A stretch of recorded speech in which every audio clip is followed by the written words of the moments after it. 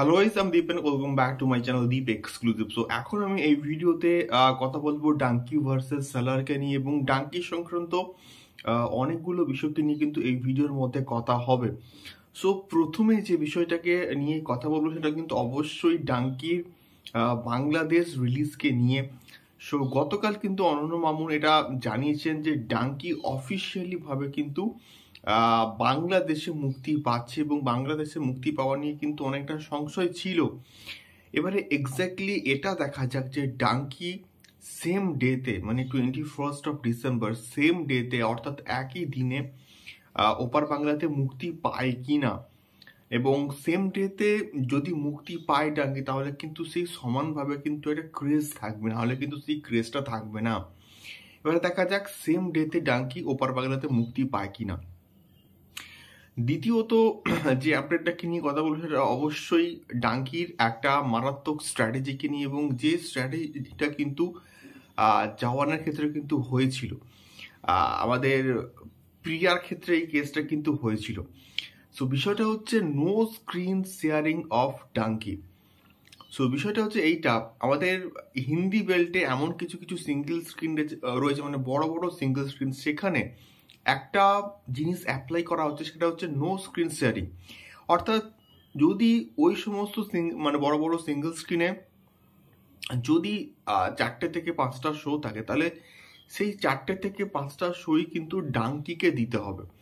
মানে অর্থাৎ হয়তো দেখা গেল যে 4টে থেকে 5টা শোর মধ্যে 4টে শো ডাঙ্কিকে তারা হচ্ছে নিচ্ছে, এবং বাদ বাকি একটা শো দিচ্ছে সালারকে। এরকমটা কিন্তু হবে না, বা পরবর্তীকালে সালার যদি নেয় তারা, তাহলে পরবর্তীকালে কিন্তু ডাঙ্কিকে আর নেওয়া যাবে না। অর্থাৎ 4টে থেকে 5টা শো ডাঙ্কিকে দিলে প্রত্যেকটা শোই কিন্তু ডাঙ্কিকে দিতে হবে।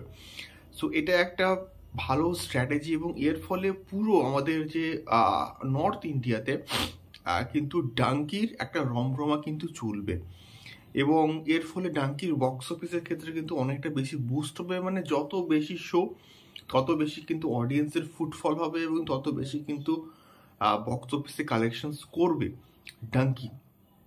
আচ্ছা, এবারে যদি আসি ডাঙ্কি ভার্সেস সালারের অ্যাডভান্স বুকিংকে নিয়ে। সো এটা কিন্তু গতকাল রাত্রি অবধি কিন্তু মোটামুটি আপডেট। সো এখন অবধি গতকাল রাত্রিবেলা মোটামুটি 9টা থেকে 10টা অবধি যা রিপোর্ট, মোটামুটি যা গল্প উঠে আসে, সেটা হচ্ছে মোটামুটি ডাঙ্কি এখন অবধি প্রায় 1 লাখ প্লাস টিকিট কিন্তু সেল হয়েছে ন্যাশনাল চেনে, এবং এর মধ্যে কিন্তু পিভিআর, আইনক্স এবং সিনেপলিস ইনক্লুডেড আছে, এবং কিন্তু কোনো রকম সিঙ্গেল স্ক্রিন বলি বা মুভি ম্যাক্স বলি, মিরাজ বলি বা সিঙ্গেল স্ক্রিন কিন্তু ইনক্লুডেড নেই। সো 1 লাখ প্লাস কিন্তু টিকিট সেল হয়েছে, এবং তার মধ্যে ডাঙ্কি প্রায় 4.60 কারোর কিন্তু মোটামুটি বিজনেস করে ফেলেছে এখনো অবধি, এবং এটার স্পট বুকিং কিন্তু মারাত্মক লেভেলে হবে, এটা আমরা এক্সপেক্ট করছি। দ্বিতীয়ত সালারের ক্ষেত্রে যদি আসি, সালার কিন্তু প্রায় এখনো অবধি 3.65 কারোর কিন্তু মোটামুটি টিকিট সেল হয়ে গিয়েছে এখনো অবধি, এবং এটারও তেলেগু স্টেটসে কিন্তু স্পট বুকিং মারাত্মক লেভেল হবে। এবং নর্থ ইন্ডিয়াতে মানে যতটুকু জায়গায় মুক্তি পেয়েছে, ততটুকু যে জায়গায় কিন্তু মোটামুটি ভালো কালেকশনস করার কিন্তু ক্ষমতা রাখে। ইভেন আমাদের কলকাতাতেও কিন্তু সালার এটা মোটামুটি ভালো ভালো রকমের কিন্তু কালেকশনস করার ক্ষমতা রাখে, এবং কেজিএফও কিন্তু সেই কালেকশনস করে দেখিয়ে দিয়েছিল। সো এটাই হচ্ছে বর্তমানের সিনারিও ডাঙ্কি এবং সালারের। তোমাদের কি মতামত আমাকে অবশ্যই কিন্তু কমেন্ট করে শেয়ার করতে পারো।